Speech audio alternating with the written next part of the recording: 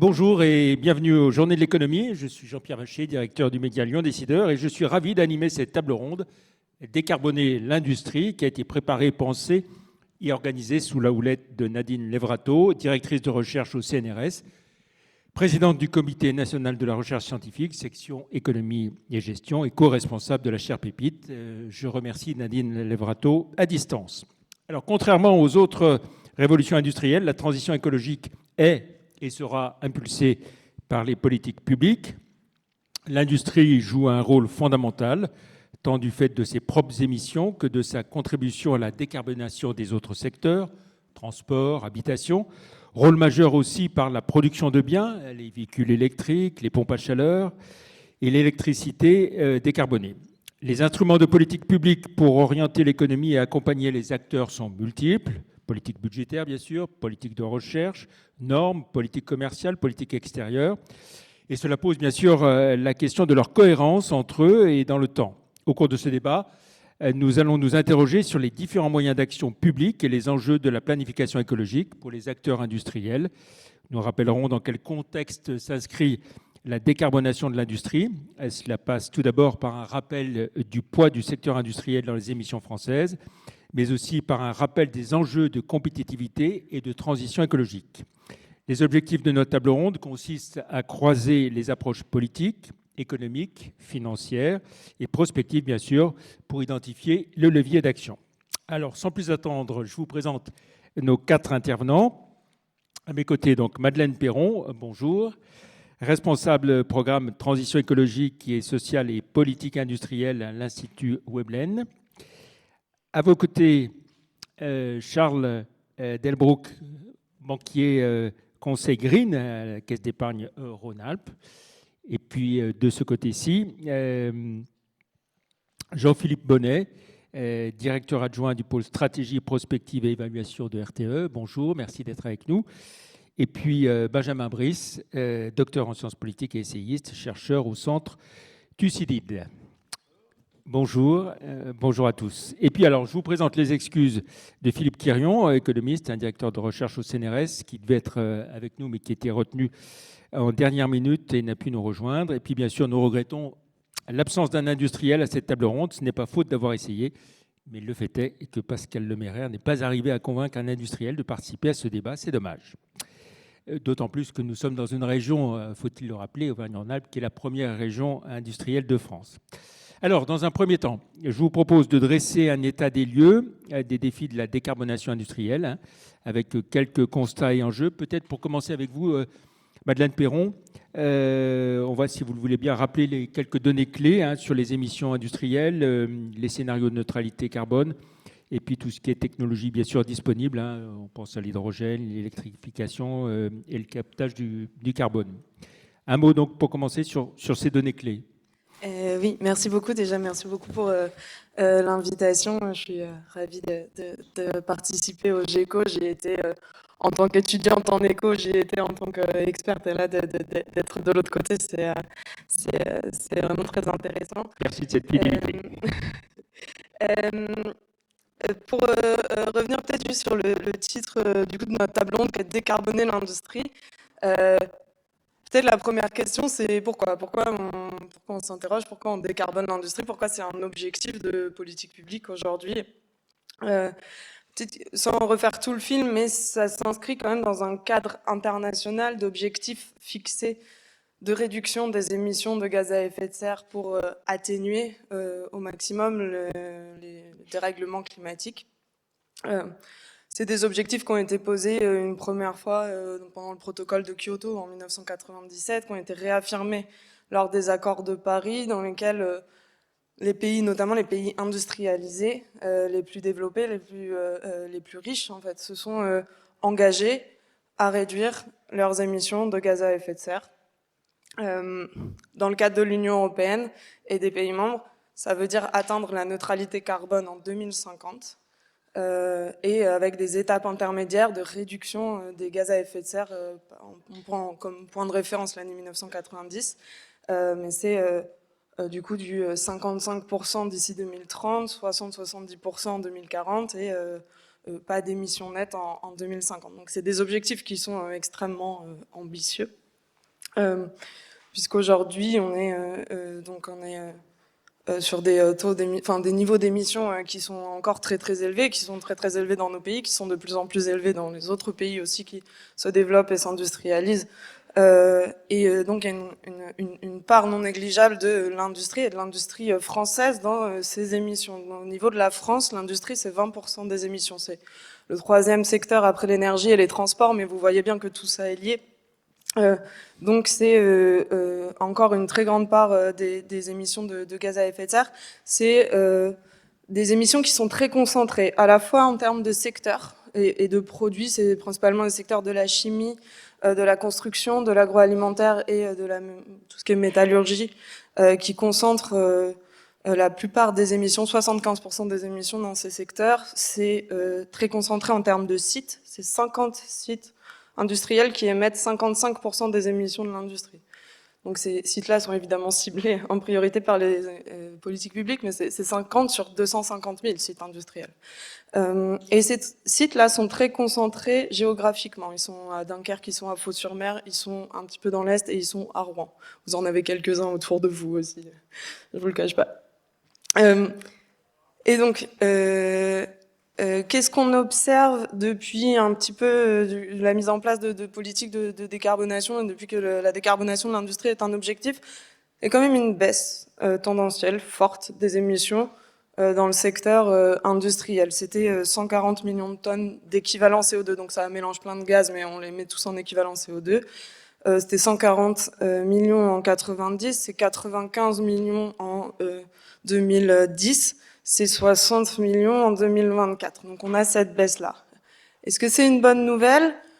En partie, parce qu'il y a eu des efforts faits de décarbonation, il y a surtout eu des efforts faits d'efficacité énergétique, on a trouvé des procédés plus efficaces. C'est aussi pas une super nouvelle, dans le sens où c'est aussi en partie dû à l'effondrement de l'activité industrielle en France et au fait qu'on, si vous regardez les courbes d'émissions chez nous et les courbes d'émissions ailleurs, et les niveaux d'importation qu'on a aujourd'hui en termes de biens industriels, ça se croise, quoi. Donc on a ce grand tableau un petit peu, et les trois grands défis là aujourd'hui quand on dit décarboner l'industrie, on pense tout de suite, et c'est ce dont je vous ai parlé jusqu'ici, à décarboner l'existant, les principaux sites industriels, les grandes industries qu'on a ici, les industries lourdes, mais c'est aussi développer les filières du 21e siècle, développer les filières industrielles qui vont nous permettre de faire la transition. Vous avez cité les voitures électriques et donc les panneaux solaires, de décarboner les autres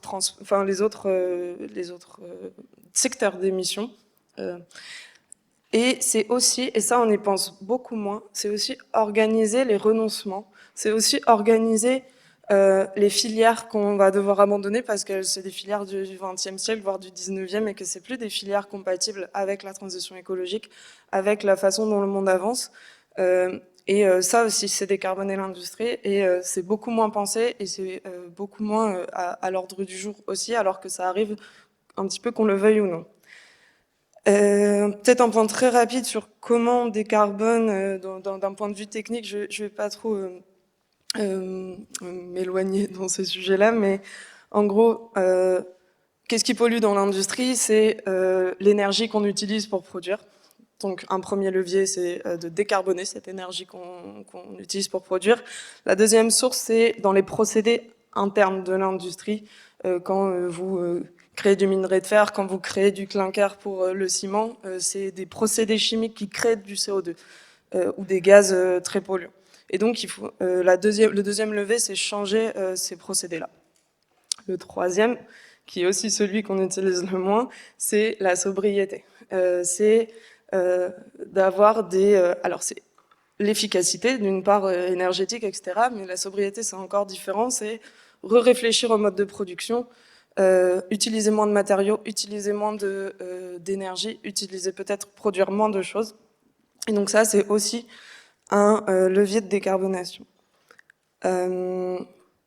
Pour ce qui est de décarboner l'énergie, il y a des gens ici qui savent beaucoup mieux que moi le faire, mais en gros, c'est changer des énergies fossiles par des énergies renouvelables. C'est les principaux. Donc en fait, en fonction... Donc là, c'est à grosse maille.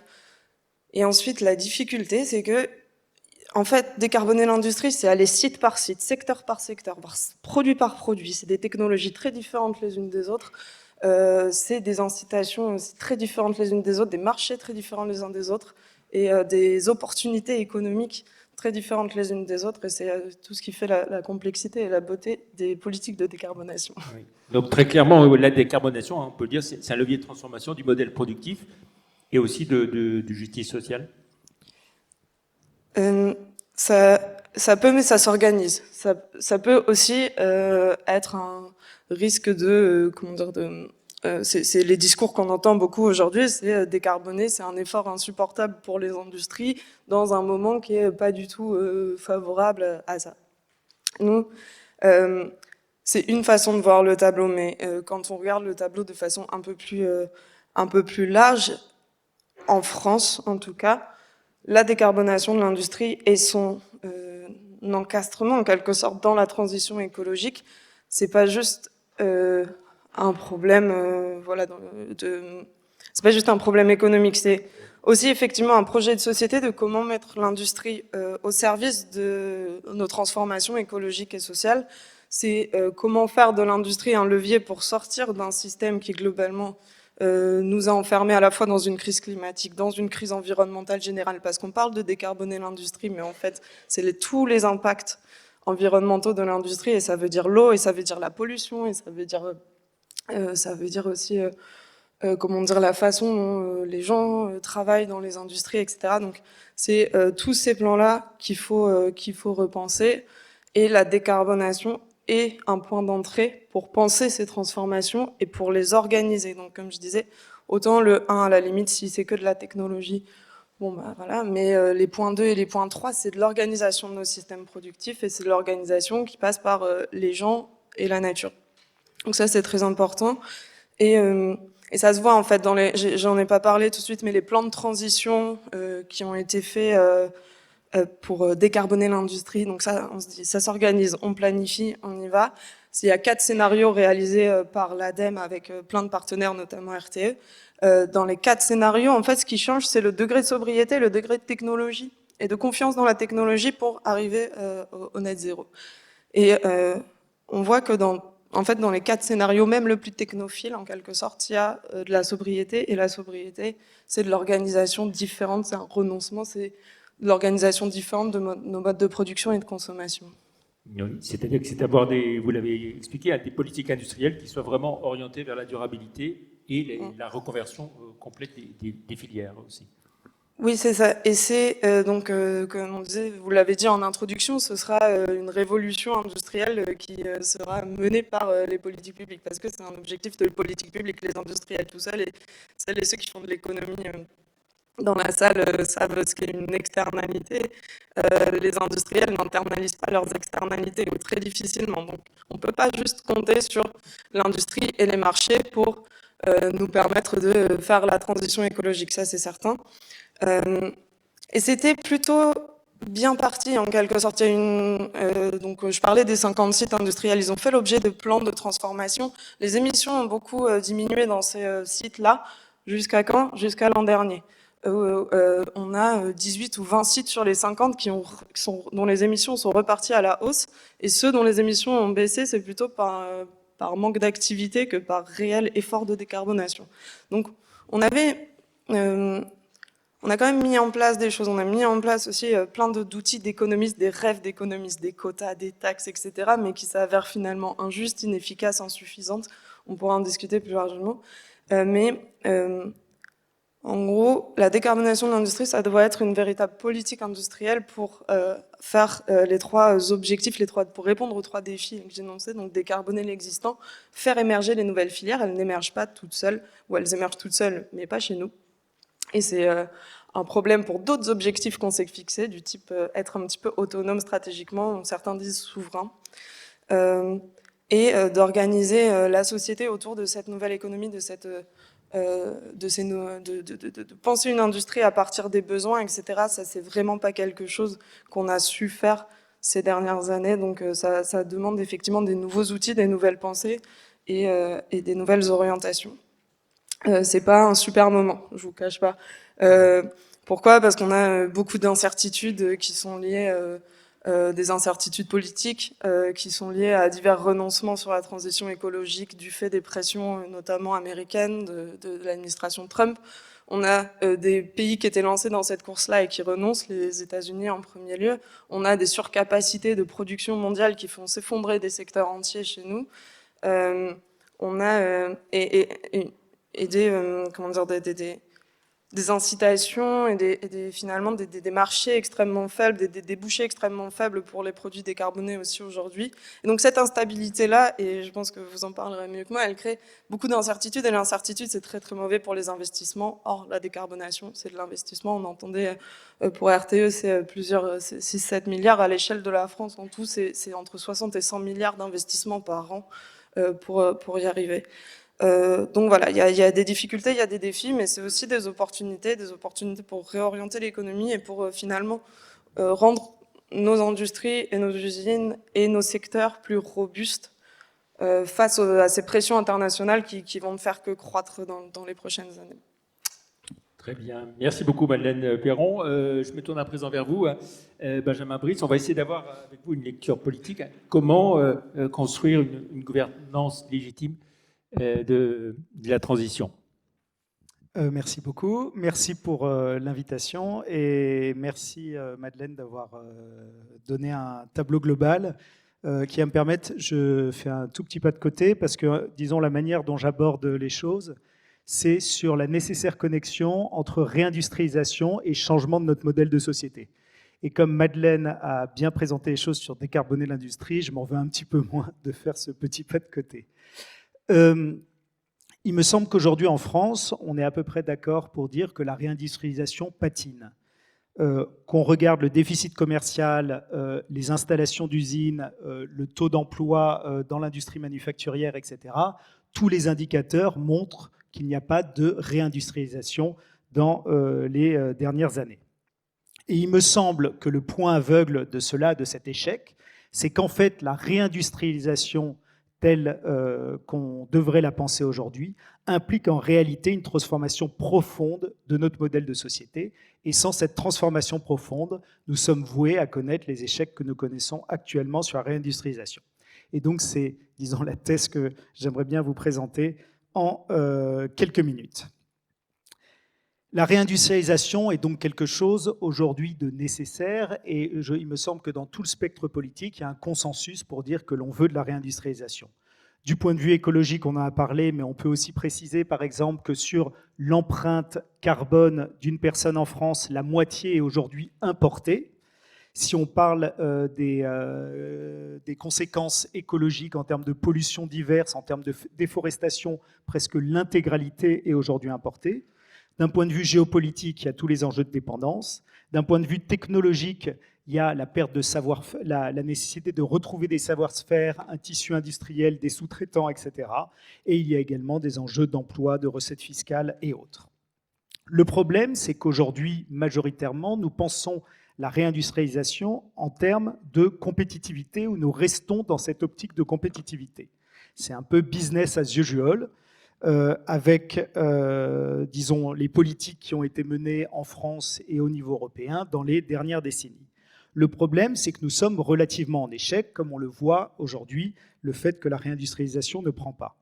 Nous avons d'un côté la nécessité, au nom de la compétitivité, de baisser le coût du travail, mais à côté de ça, une crise du pouvoir d'achat qui fait qu'on ne peut pas non plus baisser le coût du travail sans fin, en tout cas comprimer les salaires, et de l'autre côté, un déficit public qui rend de plus en plus difficile les exonérations de cotisations sociales, etc. Et en fait, il me semble que cette optique de compétitivité est aujourd'hui dépassée pour trois raisons. Premièrement, qu'on le veuille ou non, qu'on le regrette ou non, les industries françaises et de plus en plus européennes sont de moins en moins compétitives par rapport aux industries des pays émergents. Il y a des subventions, bien sûr, du dumping, etc. Mais de toute manière, nos normes environnementales et sociales sont plus strictes et rendent le coût de nos produits plus élevé. Deuxièmement, il y a eu un décrochage technologique. La Chine, depuis plusieurs décennies, investit dans son indépendance industrielle avec des investissements colossaux et l'Europe est dans de plus en plus de secteurs dépassés. Et quand on regarde où se font les plus grands investissements industriels, c'est en Asie et aux États-Unis, bien plus qu'en Europe. Et enfin, la mondialisation qu'on a connue dans les années 90 est en train de disparaître, c'est-à-dire la mondialisation par le libre-échange, les arbitrages du marché mondial, etc. De plus en plus, nous arrivons dans un jeu de rapports de force, c'est-à-dire que les rapports de force diplomatiques, économiques, militaires servent à gagner des avantages sur le terrain commercial. Ça se voit bien sûr pour les États-Unis qui rattrapent leur perte de compétitivité par des bras de fer commerciaux parce qu'ils en ont les moyens, ce que nous, Européens, n'avons pas. La Russie met son économie au service de la guerre et la Chine au service de ses ambitions internationales. Ce qu'il faut bien comprendre, c'est que lorsque l'on quitte cette optique de compétitivité, la réindustrialisation a du coup un coût, et même un coût majeur pour nos économies. Ça ne se fait pas en quelque sorte au prix de marché. Et surtout si on veut une réindustrialisation qui réponde à nos objectifs climatiques et qui soit décarbonée. Pourquoi ça a un coût? 3 raisons principales. D'une part, ça suppose des investissements massifs et notamment des investissements publics, ce qui oblige à revoir l'arbitrage que nous faisons en Europe ou en tout cas en France entre consommation et investissement. Deuxièmement, si nous nous protégeons pour protéger les industries, eh bien, ça a un surcoût pour les consommateurs du fait des barrières douanières. Et troisièmement, les productions qui sont relocalisées, en général, du fait ou grâce à nos normes environnementales et sociales, sont des produits plus chers et donc encore un surcoût pour les consommateurs. Si on prend un cas extrême, le cas des vêtements, il est clair qu'on ne pourra jamais relocaliser en France ou même en Europe des vêtements qui coûtent quelques euros, comme les vêtements qui sont aujourd'hui importés depuis la Chine. Donc tout cela nous fait comprendre en quelque sorte que derrière notre niveau de consommation, derrière notre abondance matérielle, il y a un travail invisible, en tout cas que nous ne voyons plus, mais qui existe réellement, et que les prix que nous payons aujourd'hui sont en réalité des prix trop bas.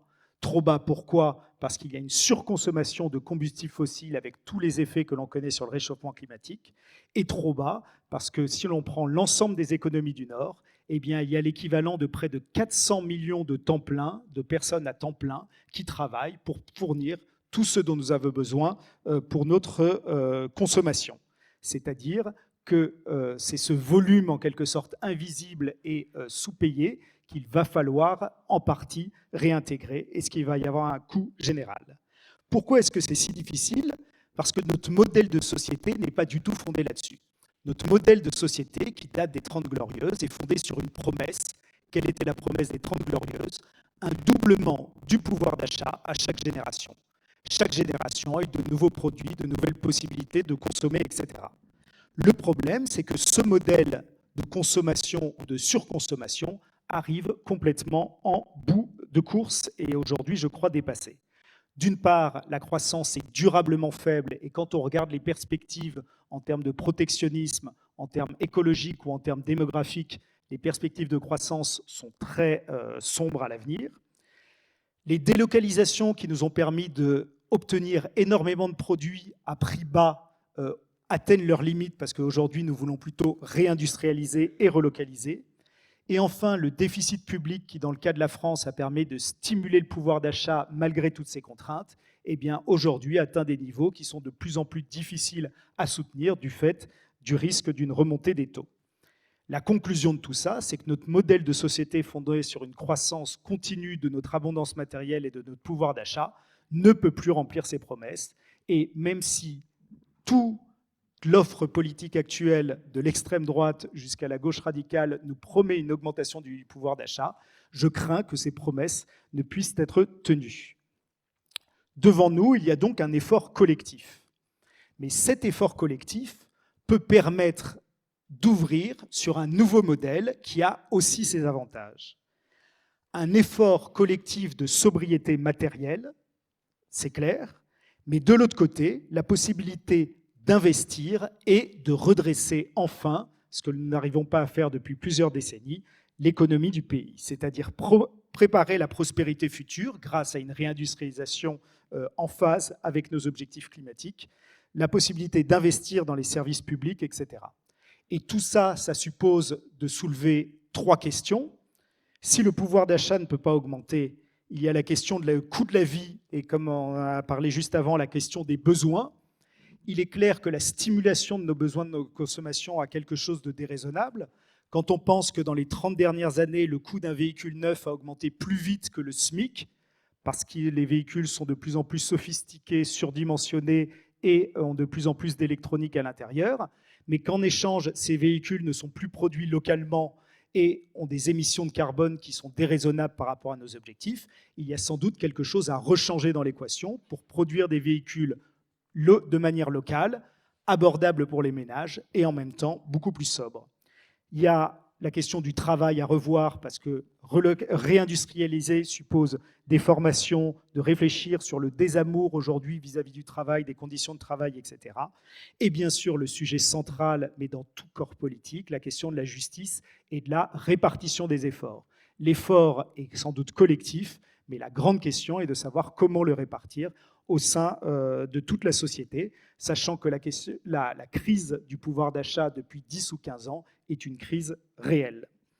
Donc, me semble-t-il, la réindustrialisation impose un effort du côté de la consommation, un effort du côté de la consommation qui a forcément des impacts écologiques. Plus de sobriété matérielle, c'est moins de pression sur les écosystèmes en général. Mais cela permet également de créer des emplois, d'augmenter les recettes fiscales, de rééquilibrer l'activité entre territoires, de gagner en souveraineté dans un monde de plus en plus dangereux, et surtout de projeter enfin la société vers l'avenir, alors que nous avons l'impression, depuis quelque temps déjà, d'être plutôt enlisés dans une impuissance qui démoralise petit à petit tout le monde. Merci beaucoup. Merci beaucoup, Benjamin Brice. Alors, on va s'intéresser à présent, dans un deuxième temps, à la question, vous avez un peu commencé de l'aborder, du financement, la mise en œuvre des politiques de décarbonation de l'industrie, aborder les leviers économiques et financiers, les conditions du succès opérationnel que vous avez commencé d'aborder. Avec vous, Jean-Philippe Bonnet, tout d'abord, on va peut-être rappeler ce que sont les besoins énergétiques liés à la décarbonation industrielle, qu'il s'agisse d'électrification, de réseau et de stockage. Et puis après, on essaiera de faire un peu de prospective à horizon 2035-2050. D'abord, les besoins énergétiques liés à la décarbonation industrielle. Oui, merci beaucoup. Effectivement, je pense que je suis le plus industriel de cette table ronde. Et puis, je vais peut-être être plus dans de la microéconomie que de la macroéconomie pour expliquer les questions que soulève en fait cet enjeu de décarbonation, la manière dont il est abordé. RTE est un observateur privilégié de ce mouvement de décarbonation de l'industrie. Pourquoi ? Parce que c'est un mouvement qui va réclamer de l'électricité et beaucoup d'électricité. Je crois que Madeleine l'a bien montré. En fait, les sites émetteurs aujourd'hui sont concentrés dans quelques grandes zones que nous avons héritées d'un passé marqué par les énergies fossiles. Ces grandes zones, on les trouve dans les anciens bassins charbonniers ou dans les grands ports pétroliers. Et dans ces zones industrielles, l'électricité représente aujourd'hui de l'ordre de 20% de la consommation énergétique totale. Donc si on veut imaginer un avenir décarboné, avec une France réindustrialisée et une industrie qui n'émet pas de CO2, il faut remplacer toutes ces énergies fossiles. Et en fait, il n'y a que deux leviers, c'est la biomasse, c'est l'électricité. La biomasse, on sait que c'est une ressource qui est sous tension, alors l'électricité aussi, mais qui peut se développer plus facilement. Donc, on parle bien, dans des grandes zones industrielles, d'une multiplication des besoins en électricité par 3, 4 ou 5. Et ce, alors à la fois de manière concentrée dans ces grandes zones, parfois de manière plus diffuse pour d'autres filières industrielles, dont je parlerai peut-être moins. Les cimenteries sont mieux réparties sur le territoire, les papeteries, les verriers. Mais effectivement, on a ces grandes zones qui sont un enjeu extrêmement fort en termes de besoin d'électricité. Alors, quand on parle de besoin d'électricité, en fait, il faut bien rappeler, l'électricité, il y a toujours deux dimensions. C'est comme sur votre facture, il y a la puissance et il y a l'énergie. La puissance, c'est nous, c'est RTE, c'est-à-dire c'est Schématiquement, c'est le tuyau, c'est la taille du tuyau qui permet d'arriver jusqu'à l'industriel. Et puis éventuellement des tuyaux qui sont en amont, parce que quand il y a beaucoup d'industriels au même endroit, il faut un ou plusieurs gros tuyaux pour ensuite répartir dans des tuyaux un peu plus petits. Et ça, c'est la problématique du réseau, c'est la problématique de l'accès à la puissance. L'accès à l'énergie, c'est l'existence en nombre suffisant de centrales électriques raccordées à ces mêmes tuyaux quelque part et qu'on peut mobiliser pour amener de l'électricité. Donc ces deux enjeux-là, ils sont forts, ils existent.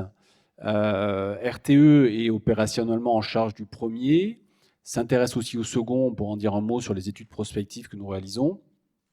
Aujourd'hui, là, au moment où on parle, le deuxième enjeu de l'énergie, il est moins critique. Pourquoi il est moins critique? Parce que EDF aujourd'hui cherche désespérément des débouchés à ces centrales nucléaires qui ont retrouvé une nouvelle jeunesse là, après les réparations de la corrosion sous contrainte.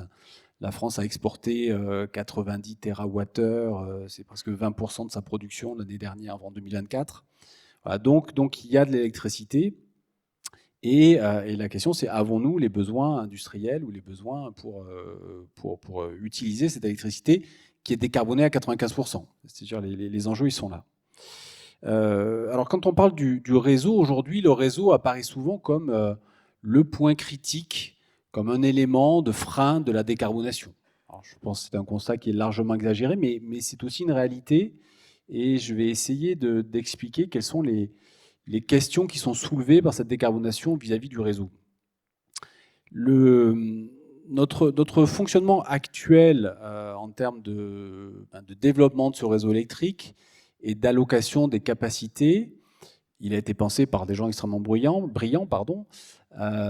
puisqu'il résulte d'un rapport qui avait été commandé à Paul Champsor, qui avait lui-même mobilisé un certain nombre d'économistes, dont Jean Tirole, à la fin des années 90, au moment de l'ouverture à la concurrence du marché de l'électricité. Où on s'est dit, mince, on passe d'un monde où c'était le monopole EDF qui s'occupait un peu de tout, à un monde où on va séparer les deux. Il nous faut des règles, il nous faut quand même des règles du jeu pour savoir comment est-ce qu'on va pouvoir raccorder les acteurs, allouer une capacité de réseau. Donc ces règles, elles ont été bien pensées par des économistes, mais dans un contexte qui était quand même assez différent de celui d'aujourd'hui, qui était un contexte de désindustrialisation, de stabilisation de la consommation, de faible croissance et d'existence de surcapacité. Donc eux avaient préconisé finalement un système dans lequel, on allouait la capacité existante gratuitement, c'est-à-dire qu'il fallait favoriser les nouveaux entrants. Donc quand quelqu'un se présentait, qu'il y avait de la capacité sur le réseau, on la donne gratuitement.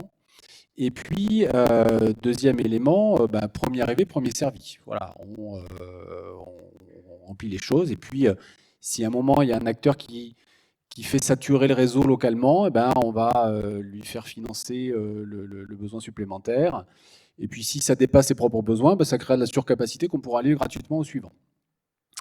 Voilà, donc ça, c'était le système existant, qui aujourd'hui est débordé par l'abondance des projets. Donc ça, je vais refaire une parenthèse là-dessus, mais il y a aujourd'hui beaucoup de demandes pour se raccorder au réseau, avec vraisemblablement un phénomène de bulle spéculative sur ce qui est devenu un actif. En fait, nous, on constate avec un peu d'effarement que la capacité du réseau, aujourd'hui, est devenue un actif. Pourquoi? Parce que c'est un bien qui devient assez rare, qui est long à développer, c'est beaucoup de travail pour le développer, et qui suscite beaucoup d'intérêt d'un certain nombre d'acteurs. Alors d'abord les industriels, maintenant plus récemment les opérateurs de data centers.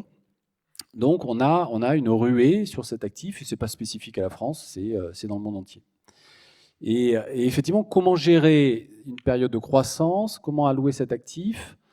C'est quelque chose qui est un peu inédit. On a vécu dans les 30 Glorieuses un système où en fait on est dans un monopole, une économie très planifiée. Et là, on est dans un système un peu inédit où on a à la fois un cumul de croissance et de grand libéralisme, voilà, de concurrence totale. Et donc, aujourd'hui, RTE doit inventer des nouvelles règles, doit essayer d'imaginer des manières de gérer ça. Alors, pourquoi y a-t-il une telle demande? Il y a un paradoxe là que je ne sais pas bien expliquer, mais qui pourrait être intéressant d'échanger, c'est que, à la fois, vous l'avez dit, la décarbonation de l'industrie, elle est quand même beaucoup plus lente que ce qu'on pouvait espérer. Pour autant, elle s'est traduite par énormément de projets, des projets parfois de grande ampleur. Je pense notamment à tout ce qui est production d'hydrogène, dans une vision finalement d'une industrie totalement décarbonée où la sidérurgie fonctionnerait avec des fours électriques plus du DRI, où on aurait une nouvelle pétrochimie fondée sur la recombinaison de l'hydrogène avec des produits issus de la biomasse pour faire des e-carburants. Voilà, donc tout un univers totalement décarboné, des nouvelles industries, ça a été évoqué, pour produire des batteries de véhicules électriques, des panneaux solaires qui eux-mêmes vont produire l'électricité décarbonée pour alimenter tout ça. Et donc on a énormément de projets qui ont fleuri, qui font qu'aujourd'hui RTE a enregistré, en dernier comptage, on était à un peu plus de 20 gigawatts au début de l'année 2025, ce qui était déjà énorme. La consommation française, en ce moment, la période d'automne un peu calme, on doit être à 40-50 gigawatts. Voilà. Donc 20 gigawatts de puissance demandée pour des besoins industriels. Et là, on est à 30 en fait au mois de septembre, 9 mois plus tard, parce qu'on a la vague des data centers qui est arrivée, qui est passée par là, qui a aussi sollicité plein de puissance. Donc, on a à la fois ce phénomène d'une décarbonation qui tarde à se développer et cette ruée sur cet actif qui est considéré comme rare et précieux, qui est la capacité du réseau. Alors derrière nous, comment on fait? On pourra développer un peu tout ça, mais RTE, depuis quelques années, quelques mois, essaie de développer un certain nombre de nouvelles approches pour à la fois gérer ce paradoxe, faire face à cette nouvelle demande. C'est d'abord d'assumer pleinement notre rôle d'aménagement du territoire, de se dire que dans des grandes zones industrielles comme Dunkerque, Fos-sur-Mer, Le Havre ou d'autres, notre rôle, c'est bien d'investir pour créer en amont la capacité à accueillir des futurs projets. C'est-à-dire qu'on n'a pas de certitude sur quels sont les projets qui vont réellement se faire, mais on sait que lorsque la décarbonation décollera réellement, c'est bien à ces endroits-là qu'elle va avoir lieu. Et que donc, anticiper, quand bien même on n'est pas très sûr que tout ça sera financé, c'est une manière de le faire. Et donc sur le financement, on développe un modèle de mutualisation des coûts par lequel finalement RTE préfinance un certain nombre d'infrastructures qui seront nécessaires à pouvoir alimenter chacun. Et par la loi, sera en mesure, pendant au moins 10 ans, de refacturer à chaque acteur la part qu'il utilisera dans ce dispositif. Donc ça, c'est quelque chose de nouveau que Paul Champsor et Jean Tirole n'avaient pas imaginé à l'époque. On a aussi des dispositifs très administratifs de priorisation qui nous permettent à un moment dans une zone de dire tel acteur, son projet, il a réservé une capacité, mais son projet n'avance pas, donc on va le mettre un peu sur le côté pour en laisser passer un autre. Et plus globalement, une remise en cause qu'il va falloir faire de cette règle premier arrivé, premier servi, qui là aussi, effectivement, est héritée de ces règles de début des années 2000, mais qui aujourd'hui trouve ses limites et on pourra s'en redire un mot. Très bien. Merci beaucoup. Alors, Charles Delbrouck, banquier conseil, Green. En termes de financement, quels sont les outils financiers justement pour accompagner la transition des PME industrielles? Et est-ce qu'on peut prendre quelques exemples de projets soutenus à travers des prêts verts, des obligations durables, et puis aussi des partenariats publics-privés, ça a été évoqué. Et puis, on dira un mot également des critères ESG dans l'évaluation du risque industriel. Alors, les outils financiers, pour commencer. Oui, ça a été présenté au début. Cette décarbonation de l'industrie et des secteurs en général nécessite des capacités d'investissement qui sont importantes. Et donc, c'est en partie le rôle des banques de le financer. Donc, la question de comment accompagner nos clients industriels ou nos nouveaux clients, est un sujet important pour nous. Objectivement, dans les faits, il y a deux typologies pour financer cette transition. La première, c'est ce qu'on appelle le financement fléché. C'est-à-dire, on a un actif, ça peut aller d'une machine-outil à une usine, et on dit, nous, en tant qu'établissement bancaire, on vient financer cette typologie d'actifs en se mettant d'accord sur le fait qu'ils participent à une trajectoire de décarbonation du client. Le deuxième mode de financement qui est aussi très usité, c'est ce qu'on appelle les financements indexés. On vient financer quelque chose qui n'a rien à voir a priori avec la transition, typiquement une ligne de trésorerie, et on travaille avec le client pour qu'il s'engage sur 1, 2 ou 3 critères extra-financiers qui sont en lien avec son activité, et ensemble on définit une trajectoire. Donc bien évidemment pour les industriels, On parle de sujets environnementaux, on parle du carbone, on parle de l'eau. On peut aussi parler de sujets sociaux. La formation est extrêmement importante, puisque dans ces industries-là, les métiers peuvent changer, donc il y a un fort besoin d'accompagner les salariés, les collaborateurs. Et si le client respecte ces trajectoires, on vient bonifier le taux de son crédit. Donc, très honnêtement, les industriels, quand ils ont des projets de décarbonation, ils viennent chercher le financement au meilleur taux. Ils viennent chercher aussi du financement, l'accès au financement qui est important. Donc, c'est les deux outils traditionnels les plus utilisés. Après, on voit aussi des nouveaux modes de financement qui sont plus complexes à appréhender, où on n'a pas forcément un alignement entre la personne qui possède l'actif et la personne qui l'utilise, voire même la personne qui détient l'actif physiquement. L'exemple le plus simple aujourd'hui qu'on voit, c'est avec les centrales solaires de taille moyenne. On a un premier acteur qui vient poser les panneaux sur son toit, un deuxième qui investit dans ces panneaux, et un troisième, un industriel qui va être à 500 mètres, 1 kilomètre, qui vient utiliser l'énergie produite par ces panneaux-là. Donc on est dans une situation où on a 3 acteurs, donc un qu'il faudra venir financer, et donc ça crée du risque sur le modèle économique, puisque si en a un des 3 qui tombe, comment tout ça tient? Donc ces nouveaux modèles-là permettent de décarboner certaines industries, et donc le rôle des banquiers, c'est de proposer des solutions techniques pour apporter le financement et que ces projets se développent. Dans les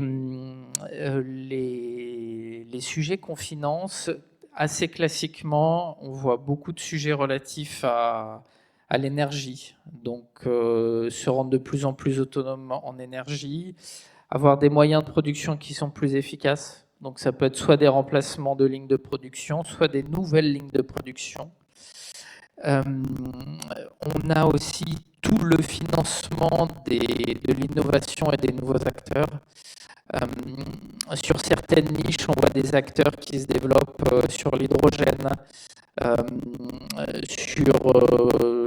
y a 2 semaines, j'étais avec un acteur qui propose de brûler de la paille de fer pour avoir des chaleurs de flamme à très haute température. Donc c'est des gens, il y a 5 ans, c'était vraiment dans des bureaux d'études. Et il faut qu'on développe déjà une sacrée ouverture d'esprit, parce que quand le projet vous arrive comme ça, c'est un peu surprenant. Mais surtout, que ces personnes accèdent au crédit, accèdent à la capacité de développer leur industrie pour proposer des solutions pérennes à nos clients industriels.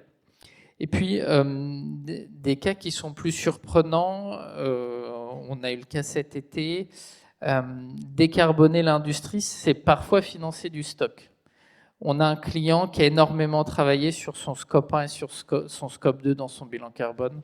Donc en gros, c'est l'énergie qui est mise directement sur ses sites de production.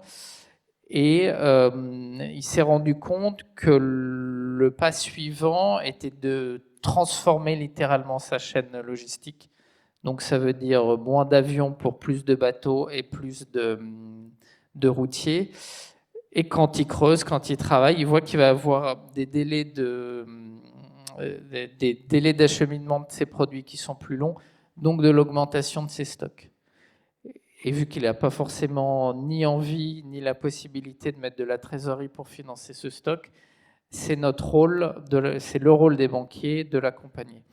Donc voilà, quand on creuse un peu, on se rend compte qu'on finance des choses qui ne sont pas directement en lien avec l'énergie, avec la décarbonation de manière directe, mais il faut qu'on apporte les solutions de financement parce que c'est un besoin opérationnel de notre client. Très bien. Alors, 2 petites questions encore. Une pour vous, Jean-Philippe Bonnet. Comment articuler financement, innovation et planification déjà? Oui, j'en ai dit quelques mots. Alors, sur l'énergie en tant que telle,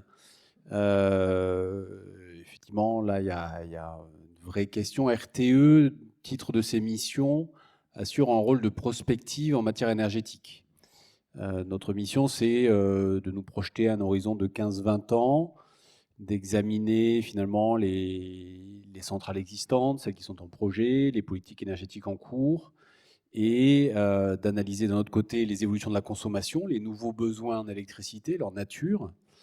Et les besoins industriels de ce point de vue-là sont encore aujourd'hui très exigeants en termes de continuité et en termes de faible flexibilité. Parce que l'industrie reste soumise à une concurrence internationale, fonctionne 24 heures sur 24. Moi, je ne connais pas d'industriel qui fonctionne sur des panneaux solaires en disant bah, je fonctionne quand il fait jour et puis je m'arrête la nuit. Voilà, ils exigent tous, c'est pour ça qu'ils viennent voir l'opérateur du réseau, c'est qu'ils exigent tous une très grande continuité d'électricité, 365 jours par an et 24 heures sur 24. Donc on compile tout ça, on en déduit effectivement des hypothèses de consommation, des hypothèses de production, et puis on alerte le gouvernement si on estime qu'à un moment, il va y avoir des déconnexion entre les deux. C'est-à-dire qu'on a un parc de production qui n'est plus à même de satisfaire la demande. Voilà, donc ça fait partie de nos missions, à travers un document qui s'appelle le bilan prévisionnel, qui a un drôle de nom, mais voilà, c'est le nom que lui a donné la loi. Et effectivement qu'on est en train de mettre à jour. Donc je ne vais pas vous révéler des scoops sur sa prochaine édition, mais suivez l'actualité de RTE, d'ici quelques semaines, on devrait le sortir. Et puis effectivement, se poser ces questions-là, la décarbonation qui avance moins vite que prévu, les incertitudes sur les projets d'hydrogène notamment, les data centers qui poussent, les incertitudes complètes sur la politique énergétique. Voilà, donc tout ça après renvoie à des questions aussi de financement au deuxième rideau sur la politique énergétique. Pour le réseau en lui-même, je dirais aujourd'hui effectivement la grande question à laquelle nous on est confrontés, c'est celle de la poule et de l'œuf. C'est-à-dire qu'on sait bien qu'il n'y aura pas de décarbonation s'il n'y a pas de réseau, mais faut-il que RTE investisse en risque? Et quand je dis en risque, en fait, c'est en risque pour vous, parce qu'en fait, nous sommes un service public et que nos financements, nos investissements, c'est l'ensemble des consommateurs français qui les financent, sauf à ce qu'on ait une contrepartie. C'est-à-dire que les industriels, on leur demande de financer une part assez importante des réseaux qui vont les alimenter. Mais eux-mêmes ne sont prêts à financer que lorsqu'ils ont bouclé leur décision d'investissement, qu'ils ont des banquiers qui les suivent. Et donc on a sans cesse cette sorte de poule et d'œuf. C'est-à-dire qu'en gros, l'industriel nous dit, bon, moi je veux bien lancer mon projet, mais il faut que vous me garantissiez que dans 3 ans, j'aurai l'électricité. Et nous, on lui dit, bah oui, mais si on veut être là dans 3 ans, avec les délais d'autorisation administrative, le fait que tout le monde veut des câbles électriques, donc il nous faut 3 ans d'approvisionnement pour avoir un transformateur, etc., bah, il faut que vous nous versiez l'argent tout de suite pour qu'on soit au rendez-vous. Et on se court après, en fait. On se court après pour arriver à débloquer les choses. Donc, on essaie de trouver des solutions. Notamment, nous avons, dans notre document là, de planification qui est publié en début d'année, qui a été publié en ce début d'année, le schéma décennal de développement du réseau, organisé une priorisation des investissements dans les grandes zones industrielles, en disant on a des zones de priorité 1 qui sont, je l'ai dit tout à l'heure, Dunkerque, Le Havre, Fos, dans lesquelles RTE investit en risque, mais avec un dispositif qui nous permettra de récupérer l'argent auprès d'industriels qui développeront des projets. On sait que Arcelor à Dunkerque, ils feront quelque chose, c'est sûr. Dans quel timing, on ne sait pas, mais au moment où ils viendront, on pourra leur demander de participer au financement. Dans d'autres zones, on est plus prudent. C'est-à-dire qu'en gros, ce qu'on fait, c'est que RTE va aller chercher les autorisations administratives pour avoir les autorisations. Ça coûte pas très cher. Ça coûte un peu d'études et de temps de travail humain. Et ensuite, on ne déclenchera réellement l'investissement que lorsque on aura suffisamment d'industriels qui auront eux-mêmes franchi leur propre pas, ce qui permet de petit à petit d'avancer en fait sans bloquer toute la machine. Très bien. Alors, ça m'amène à une autre question que je voulais poser, cette question de la poule et de l'œuf. Autre question à Charles Delbrück. Quelle place pour l'État, les acteurs territoriaux, justement, dans cette coordination? Et puis, je donnerai la parole à... Le mot coordination est important parce que quand on parle de décarbonation, de transition, il faut qu'on soit d'accord sur les trajectoires et que avoir des actifs qui décarbonent, ce soit la même chose pour tout le monde. Et je vous avoue qu'avant la mise en place de la taxonomie européenne, ne serait-ce que nous, pour dire qu'est-ce qu'un financement vert, ça pouvait être des débats qui prenaient un peu de temps. Donc il faut vraiment qu'on soit d'accord sur ces sujets-là entre nous pour pas ajouter de la complexité à l'industriel. Ensuite, il y a pléthore d'accompagnements sur la transition. Il y a un rapport de l'Inspection générale des finances qui date de 2023 qui disait qu'il y avait 340 typologies d'aides sur les 5 structures nationales. Ils n'avaient pas réussi à les comptabiliser au niveau territorial. Ça veut dire que quand on a un projet, qu'on est chef d'entreprise, qui on appelle, qui on va voir, à qui on demande de l'aide, vers qui on va chercher des subventions, et ça c'est extrêmement difficile et c'est extrêmement complexe. Et ensuite il y a tous les sujets de données aussi, puisque si on veut faire des financements bonifiés, si on veut être d'accord collectivement sur les datas pour atteindre un point donné, il faut qu'on ouvre les données, il faut qu'on partage des métriques qu'aujourd'hui on n'a pas encore. Alors, un mot de Madeleine Perron pour conclure cette séquence sur le financement, et puis on passera ensuite à la troisième temps de notre débat, les questions de gouvernance et de planification. Merci. Non, parce que ça m'a fait réagir. Enfin, bon, j'ai pris plein de notes sur ce que vous disiez aussi. Et moi, ça m'a fait réagir que vous parliez de ces indicateurs que vous disiez. Voilà, nous, on a tel taux bonifié pour tel type d'investissement, etc. Parce que, enfin, je sais que les banquiers sont des gens charmants, mais pas philanthropes. Donc, c'est qu'il y a derrière une rentabilité de l'investissement ou une forme de... Est-ce que c'est parce que ça solidifie les investissements des industriels, le fait qu'ils soient verts, ou est-ce que c'est derrière, vous êtes relié finalement à, je sais pas, justement des subventions ou ce taux bonifié, est-ce que c'est juste la caisse d'épargne ou est-ce que c'est l'État qui vient abonder cette taxonomie européenne dont vous parlez? Enfin, soit pour montrer qu'en fait, peut-être derrière, il y a aussi toute une structure financière et qui est une politique finalement financière pour orienter aussi ces investissements qui sinon ne se feraient pas. Est-ce que c'est le cas? Parce que enfin, si on regarde même juste là les mécènes, des GECO, etc., enfin, il y a quand même un bon paquet qui ont encore des investissements carbone, qui continuent d'investir et les banques continuent d'investir dans des actifs carbonés et dans des futurs projets carbonés. Donc comment vous articulez ces... Il y a plusieurs éléments. C'est moins le cas aujourd'hui, mais il y a 18 mois, il y avait une réglementation assez forte qui poussait les banquiers à publier ce qu'on appelle des green asset ratios, donc la part verte du bilan dans l'actif des banques. Donc ça a poussé une forte pression pour financer les projets rentables et verts, ce qui a fait baisser le taux des crédits. Les autres éléments qui sont plus pérennes, c'est qu'on arrive à obtenir, nous, face à ces financements, des refinancements qui sont bonifiés, soit au niveau de la Banque européenne d'investissement, du Fonds de garantie européen, de certains acteurs. Donc on arrive à aller chercher des obligations vertes et obtenir des taux de financement meilleurs. Aussi à travers les particuliers, les entreprises, qui placent leur trésorerie à des taux moins attractifs, mais qui permettent de financer la transition.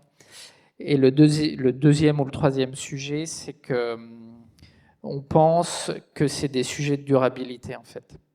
Et que même si ça ne se voit pas encore dans les chiffres, que les acteurs, qui soient industriels ou non, qui auront investi dans cette transition environnementale, seront des acteurs qui seront plus pérennes demain.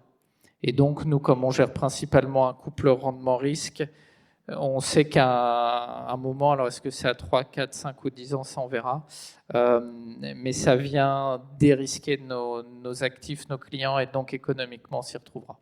Très bien, merci beaucoup. Alors on va passer à la troisième séquence de ce débat, et puis je vous le rappelle bien sûr, certains ont déjà commencé de le faire, vous pouvez poser des questions en suivant donc les indications qui sont indiquées à partir du QR code ou par SMS avec le numéro qui va s'afficher, que vous verrez dans quelques secondes. Alors, question de gouvernance, de planification, et puis le rapport à la société. Je m'adresse à la fois à Madeleine Perron et Benjamin Brice. Est-ce qu'on peut concilier transition rapide et maintien de la compétitivité industrielle? Est-ce qu'il n'y a pas parfois des antagonismes entre ces deux ambitions? Benjamin Brice. Je commence. J'en ai un tout petit peu parlé. Juste 3 choses. C'est-à-dire, la compétitivité est une contrainte qui pèse sur nos économies, qui sont des économies ouvertes. Et même si la mondialisation est remise en cause, le protectionnisme augmente, etc., la concurrence internationale existe encore et va sans doute exister dans les décennies à venir. Donc, c'est une contrainte à prendre en compte. Deuxième chose, c'est que c'est une contrainte parmi d'autres. Elle a sans doute pris une part excessive dans la définition des politiques publiques au cours des dernières décennies. La compétitivité économique est une contrainte, mais la question des équilibres sociaux est aussi une contrainte à prendre en compte. Les pressions écologiques sont aussi à prendre en compte, les tensions géopolitiques également, etc. Et donc la compétitivité doit être replacée dans ce réseau général. Et la troisième chose, mais je l'ai déjà dit, il me semble qu'en termes de compétitivité, la France, et même de plus en plus largement l'Europe, et ça risque d'aller de plus en plus dans ce sens-là, connaît un décrochage. Et dans une situation de décrochage où il faut un rattrapage, quand nous ne sommes plus à la frontière technologique, eh bien, il est impossible d'être directement compétitif, en tout cas dans les industries de pointe, et il faut être capable de trouver des politiques alternatives. Donc, pour répondre à votre question, je crois qu'à court terme, il y a quand même une tension réelle, et ça se voit beaucoup au niveau européen, entre objectifs de décarbonation et compétitivité. Madeleine Perron. Je ne peux qu'acquiescer. Il y a un truc qui m'intéresse aussi particulièrement dans ces politiques de décarbonisation et dans le moment actuel, c'est à quel point le court terme, et on peut définir aussi la compétitivité en court terme, moyen terme, long terme, à quel point la compétitivité de court terme prend le pas sur tout, alors qu'on pourrait les articuler davantage. C'est-à-dire que là, l'Europe et la France en partie réagissent aussi parce que les moyens sont limités, mais réagissent un petit peu avec un logiciel des années 80. Et nous, on cherche l'industrie du 21e siècle. Donc, l'articuler le court terme et le long terme, ça veut dire aussi sauver en partie les industries, parce qu'on ne décarbonera aucune industrie si on n'en a plus ici non plus. Donc comment on organise des sauvetages, des protections, comment on les articule à des conditionnalités pour le futur, comment on fait en sorte que l'État fasse des choix un tout petit peu plus stratégiques peut-être, et peut-être choisisse des filières et peut-être les protège davantage en fonction de ça, et comment ces sauvetages et ces conditions de court terme et ces sauvetages de court terme permettent d'orienter les investissements vers le long terme, permettent de préparer une compétitivité qui devra prendre en compte le changement climatique, parce que, comme vous l'avez dit aussi, une entreprise, une usine qui demain saura gérer son eau, qui demain saura travailler quand il fera 45 degrés dehors pendant plusieurs jours de suite, etc., ça va être des objectifs, ça va être des conditions de compétitivité. Et je vois, par exemple, j'étais assez surprise de le peu de réactions, par exemple, qu'on a autour à Gondage. Donc, à Gondage, c'est une usine, une aciérie qui est en train de fermer. C'est l'une des seules avec un four électrique aujourd'hui en France. Alors, il y a des problèmes d'investissement, etc. L'État avait investi 200 millions d'euros avec un partenaire financier qui s'est engagé à mettre 90 millions d'euros et qui en a mis 1. Bon, bah mince, non, enfin, on va pas laisser cette usine dépérir. Enfin, comment on fait pour récupérer tout ça, pour que on retrouve aussi un petit peu des moyens d'action sur ces filières stratégiques, sur ces usines stratégiques. Et dernier point, ça passe aussi, cette articulation court terme, long terme, elle passe par l'importance de la régulation, et je suis très contente que vous en ayez parlé de pourquoi vous financez ces trucs-là, parce qu'il y a des réglementations européennes, parce qu'il y a des fonds verts, parce qu'il y a du financement, parce qu'il y a des réglementations financières aussi qui sont en train d'être attaquées, alors que c'est notre plus grande arme finalement, ces normes, ces réglementations, ces régulations. Alors, on peut les améliorer, on peut les simplifier, il n'y a pas de problème. Mais c'est celles-ci qui sont en train de définir notre compétitivité de demain. Et c'est très grave de les saboter et de les saborder dès aujourd'hui. Autre question, Madeleine Perron, comment éviter une décarbonation entre guillemets hors sol, hein, je dirais, qui déplacerait les émissions plutôt que de les réduire? C'est exactement ce qu'on a observé effectivement ces dernières années, et il y a même donc il y a le problème des émissions qu'on importe. On peut aussi se poser des fois la question des émissions qu'on exporte. Moi, je me la suis posée dans le cadre des véhicules d'occasion. On exporte 45 millions de tonnes de CO2 en fait tous les ans dans des pays tiers pour décarboner nous notre propre parc de voitures. Donc il y a des équilibres très compliqués autour de tout ça. Mais en tout cas, ce qui est sûr, c'est que le monde a changé. Les États-Unis, la Chine sont des concurrents très directs, très frontaux. On a une course aux matières rares, etc.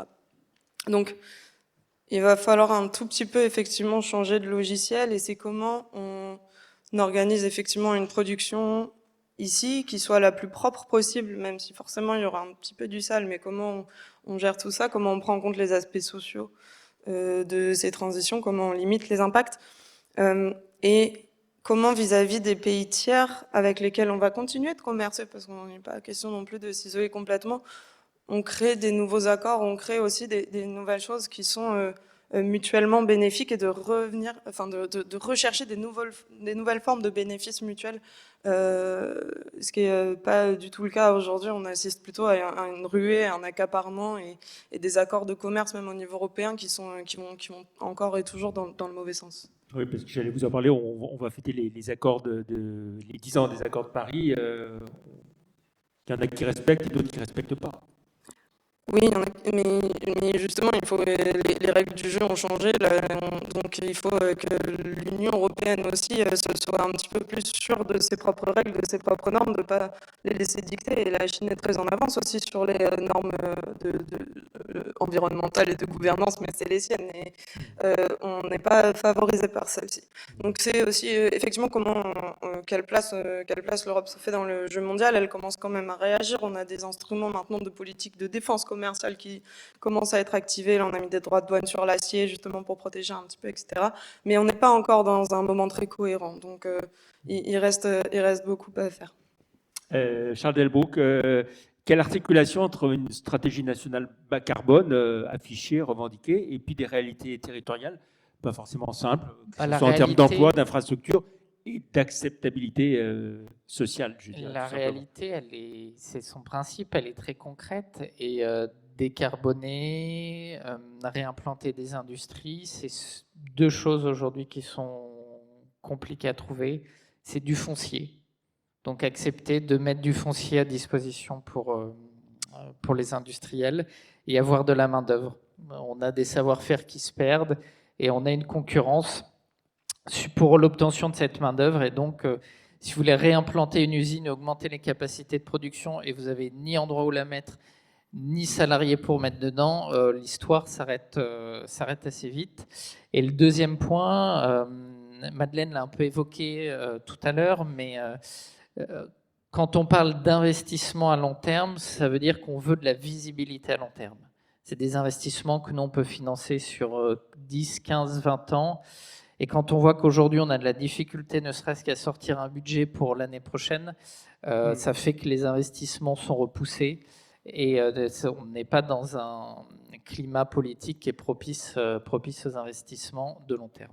Et quand vous dites, par exemple, pouvoir financer et accompagner de nouvelles usines, est-ce que ce n'est pas incompatible avec une loi zéro artificialisation nette ?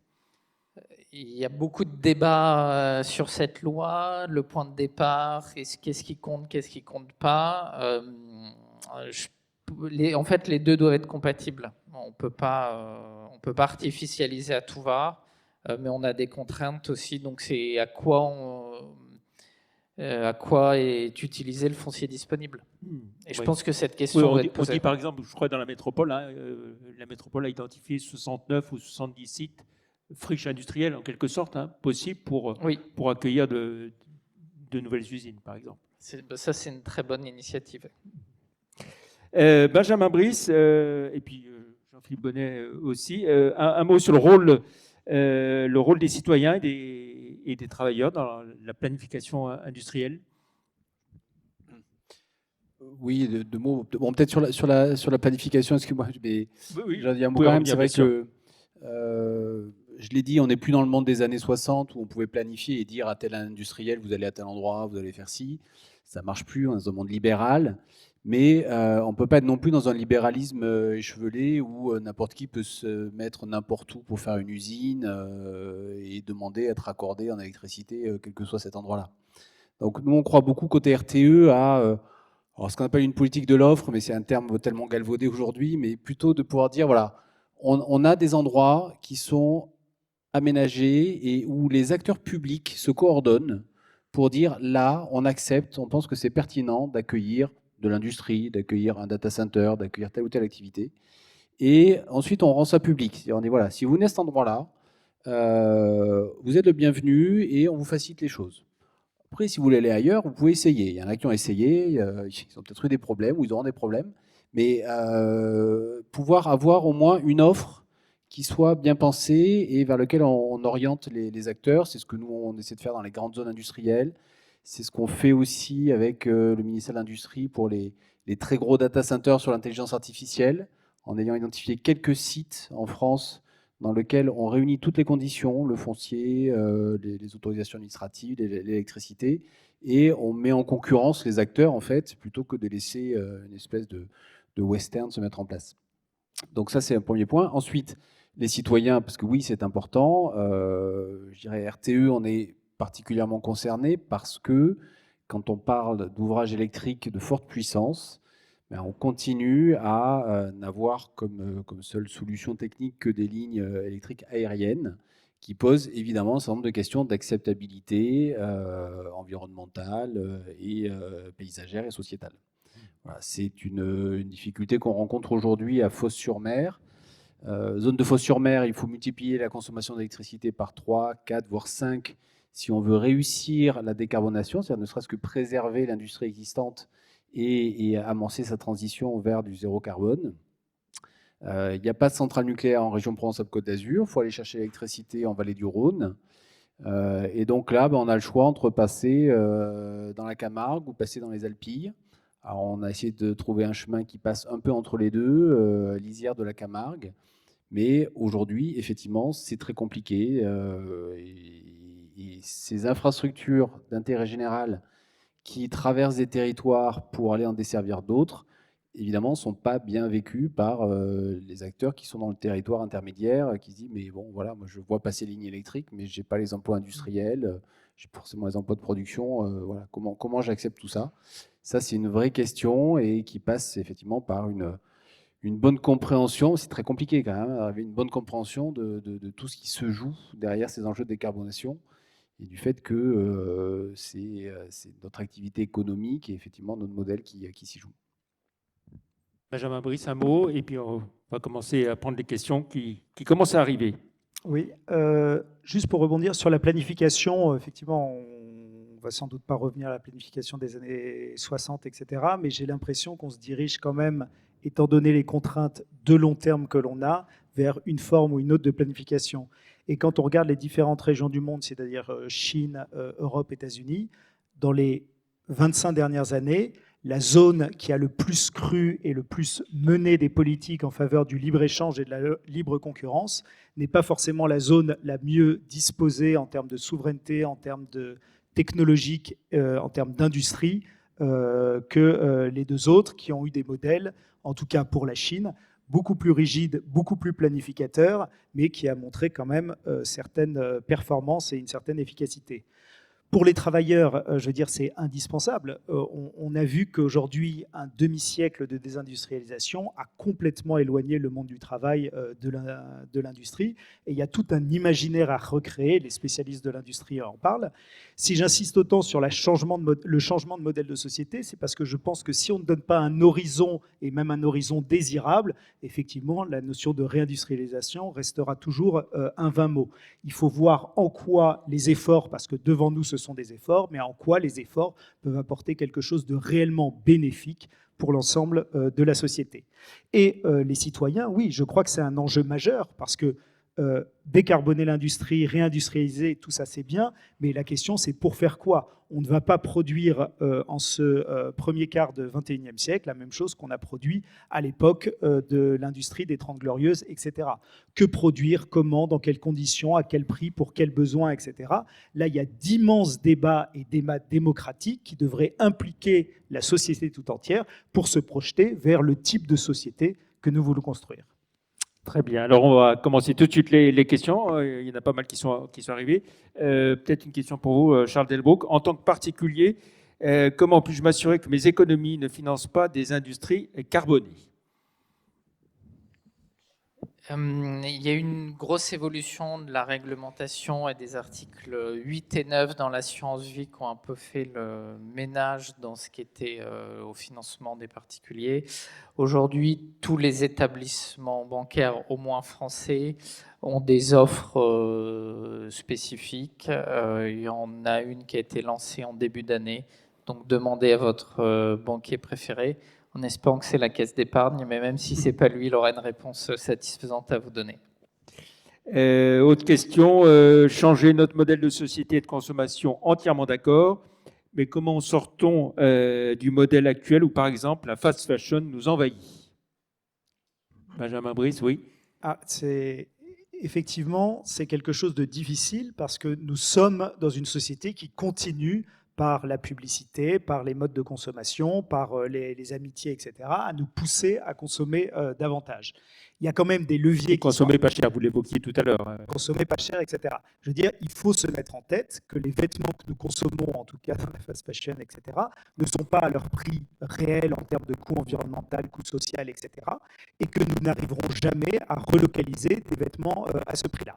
Il faut savoir que le textile est quand même un des domaines les plus intensifs en main-d'œuvre, où la différence de prix est la plus majeure. Si on prend l'automobile, par exemple, il y avait une étude qui a déjà quelques années, mais qui imaginait une relocalisation de 15% de la production automobile délocalisée, c'était un surcoût de l'ordre de 5%. Donc ça dépend vraiment des industries, le surcoût à adopter. Mais il est clair qu'il va falloir réfléchir à nos modes de consommation, comment faire, etc. Et pour revenir encore pour le textile, il me semble qu'il y a deux choses à faire. D'un côté, du côté des consommateurs, et pas seulement, disons, les catégories supérieures qui peuvent se payer du Made in France, changement de mentalité, publicité, etc. Et de l'autre côté, du côté des industriels, des innovations, des réflexions sur les modes de production, sur les modes de distribution, sur les modes de promotion, tout ce qu'on veut, pour être en capacité de baisser les prix. On a vu ça, par exemple, je crois que c'est le slip français qui avait divisé ses prix par 2. Bon, ça donne des prix qui sont encore beaucoup trop élevés. Il faut que la puissance publique, les industriels, etc., arrivent à donner une offre à destination, disons, du grand public qui soit plus raisonnable. Mais il y a un pas à faire également du grand public vers une autre manière de consommer le textile et tous les biens qui nous entourent en général. Jean-Philippe Bonnet, une question pour vous. Décarboner passe par produire différemment, mais aussi par l'électrification des process industriels. Le réseau de RTE pourra-t-il supporter une forte augmentation des demandes des industriels dans un calendrier compatible avec leurs besoins? On revient à la poule et l'œuf. Oui, c'est la question. Ce réseau, il a vocation à évoluer. C'est notre mission, c'est de le développer. Donc, effectivement, pourra-t-il supporter? Oui, on va le développer pour ça. Après, c'est la deuxième partie de la question qui est plus tricky. C'est pourra-t-il être développé dans un délai compatible avec les besoins des industriels? Bon, en fait, aujourd'hui, tous les industriels qui sont face à nous ont besoin d'électricité dans un délai de 3-4 ans.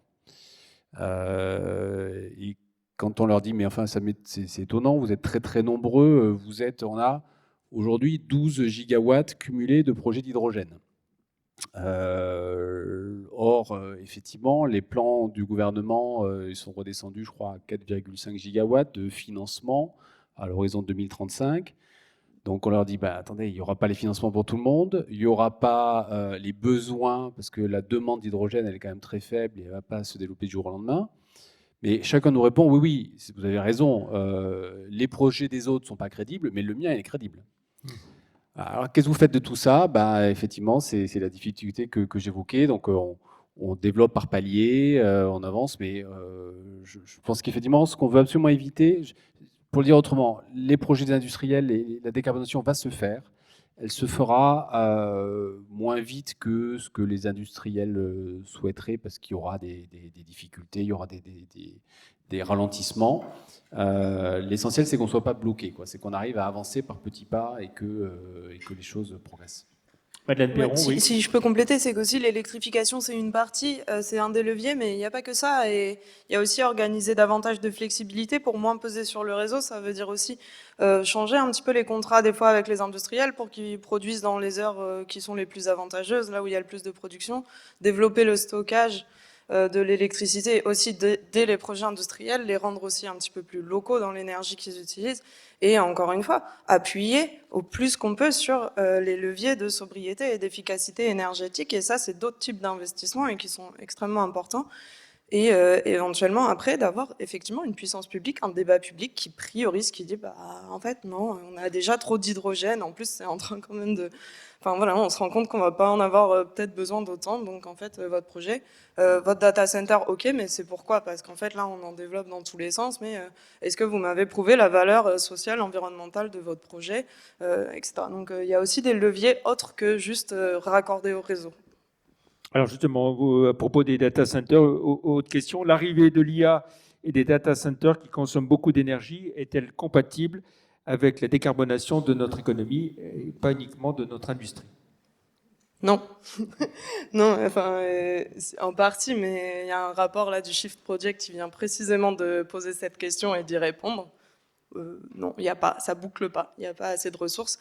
Les data centers, c'est aussi beaucoup d'eau, il n'y a pas assez. Enfin, c'est pour ça, on peut en faire, mais dans ces cas-là, il faut une stratégie et il faut des priorisations, ce que pas du tout c'est pas du tout le cas aujourd'hui.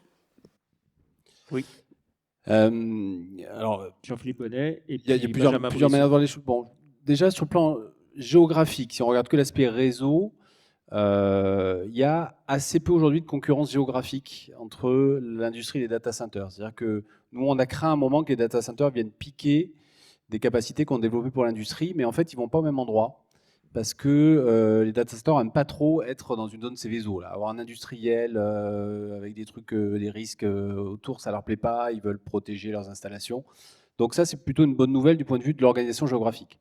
Après, la question que pose le rapport du Shift Project, c'est est-ce qu'il y aura assez d'électricité globalement pour tout le monde? Donc la réponse, effectivement, qu'apporte le Shift Project, c'est non. Le bémol que je mettrais, c'est que, évidemment, ça va dans leur sens, ils ont pris pour argent comptant toutes les annonces qui ont été faites au grand sommet de l'IA. Ou alors les chiffres que nous on communique, c'est-à-dire que nous avons 14 gigawatts, là au dernier comptage, 14 gigawatts de data centers enregistrés. Sachant qu'aujourd'hui, les data centers raccordés chez RTE, la consommation réelle, c'est 150 mégawatts. Donc on a un fois 100. En fait, est-ce que c'est réaliste de penser que tout ça va se faire dans les 4 ou 5 ans qui viennent? Je ne pense pas. Je pense qu'il y a un phénomène aussi un peu spéculatif, avec quelques acteurs qui font courir plein d'opérateurs pour leur dire trouvez-moi des endroits où je peux aller installer de l'intelligence artificielle, de la GPU, de la CPU, et qui eux-mêmes font courir 3 ou 4 sites différents. Donc il y a un effet un peu boule de neige qui va à un moment se dégonfler.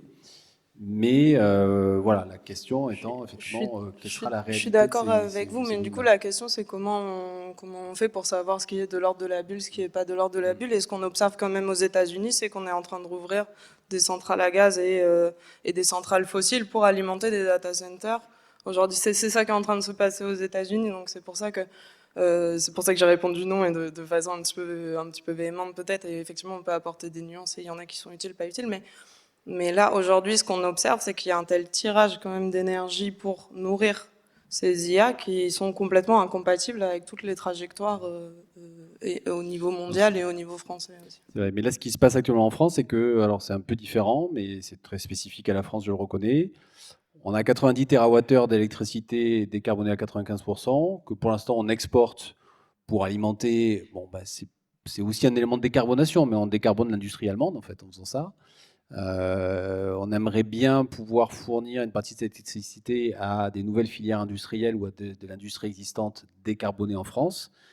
Les projets tardent à se concrétiser et par contre on a les data centers qui poussent et qui eux se développent. Donc effectivement, voilà, on aimerait bien être à la situation où on doit arbitrer entre les deux, mais en fait ces projets ils arrivent, ils réservent de la capacité, mais la concrétisation elle est quand même un peu lente. Oui, Benjamin Brice. Oui, je me permets juste sur l'IA. Ce que j'essaye de dire sur la question de la sobriété matérielle, c'est, disons, sortir du pur point de vue écologique. C'est que la sobriété matérielle est bien sûr quelque chose de très bon du point de vue écologique, mais qu'on a aussi intérêt collectivement, d'un point de vue géopolitique en termes d'indépendance, d'un point de vue économique, parce que notre surconsommation nous empêche d'investir et nous fait importer des produits venus du bout du monde, etc. etc. C'est important, disons, de voir que cette question de la sobriété matérielle est importante plus globalement et pas seulement du point de vue écologique. Sur l'intelligence artificielle, là, effectivement, je crois qu'il y a beaucoup plus de tensions entre nos différents intérêts, c'est-à-dire intérêts, en l'occurrence, écologique et géopolitique. Et c'est pour ça que j'aurais sans doute un discours plus nuancé, en tout cas que le Shift Project, etc. Je me souviens de l'époque, disons il y a 20 ans, où l'armée française, pour des raisons éthiques, était très réticente à développer les drones aériens, etc., parce que aller bombarder des gens alors on ne risque pas soi-même sa vie, etc. Il y a tout un discours autour de l'éthique militaire, chevaleresque, etc., qui me paraissait très pertinent, disons, philosophiquement parlant.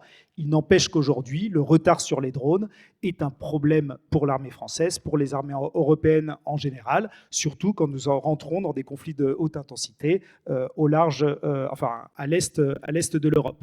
C'est-à-dire qu'il faut prendre en compte à la fois les aspects écologiques, philosophiques, tout ce que vous voulez, mais la réalité malheureuse mais réelle d'un monde de compétition. Et dans le monde de compétition actuel, je crois malheureusement que même si, pour tout un tas de raisons, le développement de l'intelligence artificielle n'est pas forcément quelque chose à stimuler ou à promouvoir, il serait dangereux pour la France et pour l'Europe de rester complètement en dehors de ce développement. Mais en revanche, on peut distinguer deux choses, c'est-à-dire la capacité de production, de réflexion, etc., de ces intelligences artificielles, et derrière la consommation, où là, je n'ai aucun souci à dire qu'il faudrait davantage de régulation.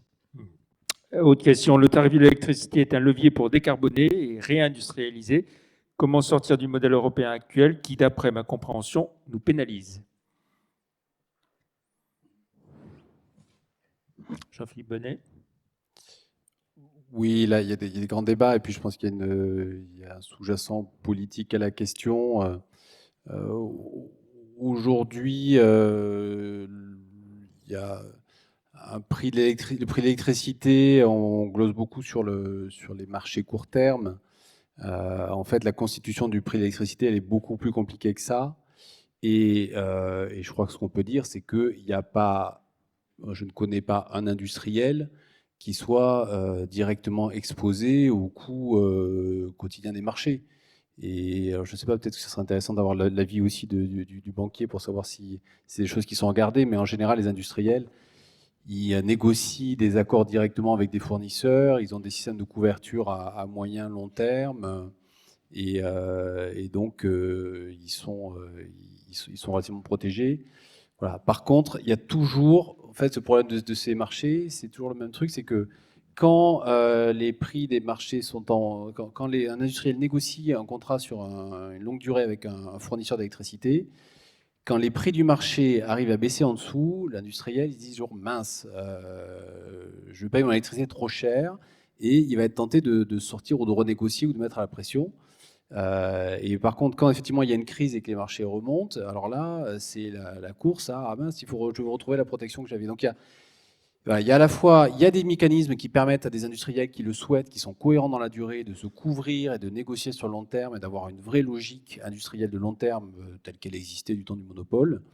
Le problème, c'est que c'est ce qu'on s'est dit, c'est la dictature du court terme, c'est-à-dire que quand les prix baissent, il y a toujours un actionnaire ou quelqu'un qui va dire « Ah bah quand même, vous avez négocié sur 10 ans, si vous sortiez, si vous revenez sur le marché, vous pourriez gagner, en 6 mois, vous pourriez gagner de l'argent. » Mais ouais, mais c'est court-termiste. Donc je pense que le problème, il n'est pas tant dans l'organisation que dans ce mode de fonctionnement. Oui, c'est le sujet de l'assurance. L'assurance est utile que quand on a un problème. Ce qu'on voit, nous, c'est que les gros industriels étaient déjà très sensibilisés au prix de l'électricité.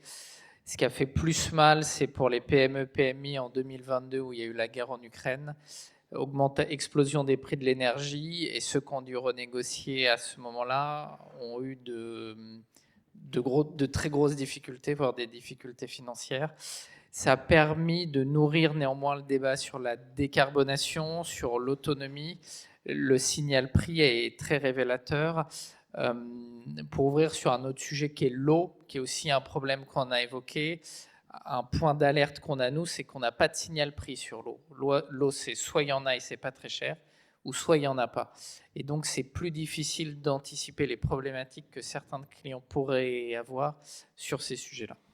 Autre question, comment les financements verts peuvent-ils avoir un impact significatif alors que certains fonds d'investissement continuent de soutenir des entreprises qui négligent la transition écologique au nom de la rentabilité? C'est un sujet de quel côté on est le plus nombreux, en fait. Et ce qu'on voit, c'est que au début, ils étaient plus nombreux d'un côté, c'est en train de changer. Il y a l'équilibre est pas encore là. Il faut y aller avec ses convictions, même si certains acteurs internationaux font pas ce pari-là. Mais on peut pas ne pas bouger si les autres ne bougent pas. Où en sont les projets de nouveaux réacteurs EPR? Sont-ils effectivement validés, financés et lancés? Donc, ce serait quelqu'un d'EDF qui serait mieux placé que moi. Bon, bien sûr. Ce qu'on peut dire, c'est que effectivement, il y a 3 paires d'EPR pour lesquelles on a des projets qui sont lancés. À Penly, Gravelines et ici dans la région, dans la plaine de l'Ain, et que voilà, on espère des mises en service entre 2035 et 2040 aujourd'hui. Voilà, je ne sais plus quelle est la date officielle, mais on est à cet horizon-là. Donc ça veut dire que d'ici 2035, de toute façon, c'est ce qu'on martèle dans nos rapports, si on veut faire face à des besoins en hausse d'électricité, et c'est ce qu'on peut espérer pour accompagner une décarbonation qui démarrait réellement dans les années à venir, pour l'instant, dans ces 10 ans à venir, on ne peut pas compter sur des nouveaux réacteurs nucléaires. Voilà, donc il faut faire avec l'électricité qu'on a ou les filières renouvelables. Très bien, mais on va passer à la conclusion. À chacun, je vais vous demander à la fois une des forces à retenir pour accélérer la décarbonation et puis peut-être la recommandation très concrète que vous feriez. Charles Delbrouck. On en a beaucoup parlé, mais c'est avant tout un sujet de coordination. Donc ça veut dire qu'il faut s'ouvrir aux autres, il faut s'ouvrir à ses partenaires, à ses clients, à ses fournisseurs, puisqu'on n'a rarement, voire jamais la solution seule. Madeleine Perron, l'idée force à retenir et la recommandation concrète à faire pour accélérer la décarbonation. L'idée force, c'est que j'ai commencé en disant c'est pour respecter des accords internationaux, et je crois que toute notre discussion, elle montre aussi qu'en fait, c'est pas seulement pour les beaux yeux des accords internationaux, c'est aussi parce que c'est extrêmement stratégique aujourd'hui pour nous, pour développer nos capacités IA et les bonnes, pour développer nos industries et les bonnes, etc.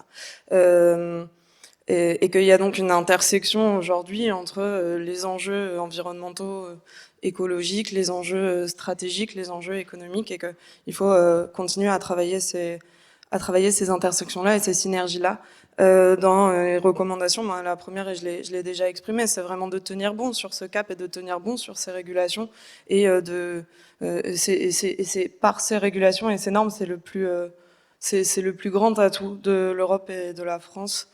De réussir à aligner ses intérêts privés avec les intérêts publics, et donc il faut pas se laisser marcher dessus comme ça. Merci beaucoup. Jean-Philippe Bonnet. Non, le mot de la conclusion, c'est oui, il nous faut réinventer une nouvelle forme de planification qui ne planifie pas tant les installations industrielles elles-mêmes dans un monde mondialisé, libéralisé, mais qui organise de manière intelligente les ressources rares que sont le foncier, l'électricité, l'eau, les financements, de manière à ce qu'on puisse orienter les choix et les décisions d'investissement. Très bien. Et Benjamin Brice, pour votre idée force et votre recommandation concrète pour accélérer la décarbonation? En tout cas, concrètement, je pense qu'il faut le dire et le redire. Décarbonation, réindustrialisation, tout ça, ça a un coût et ça ne va pas se faire à société constante, en quelque sorte. Ça a un coût réel sur, disons, nos possibilités de consommation. Et c'est en revoyant notre modèle de société fondé sur l'augmentation de notre consommation matérielle que nous serons capables de procéder à cette réindustrialisation et à cette décarbonation. Mais c'est aussi la possibilité, donc, à nouveau, de nous projeter dans l'avenir, car l'effort collectif est devant nous, mais si nous prenons au sérieux cet effort collectif, et je suis sûr qu'il est tout à fait possible de le mener, là, nous serons capables, évidemment, de nous ouvrir à nouveau les portes de l'avenir. Merci beaucoup. Merci Benjamin Brice. Merci Jean-Philippe Bonnet. Merci Madeleine Perron. Et merci Charles Desbroux. Merci aussi à Nadine Nevrato d'avoir bien préparé cette table ronde. Bonne journée de l'économie. Et puis bien sûr, cette table ronde est à retrouver en replay très très vite. Merci. Bonne journée de l'économie.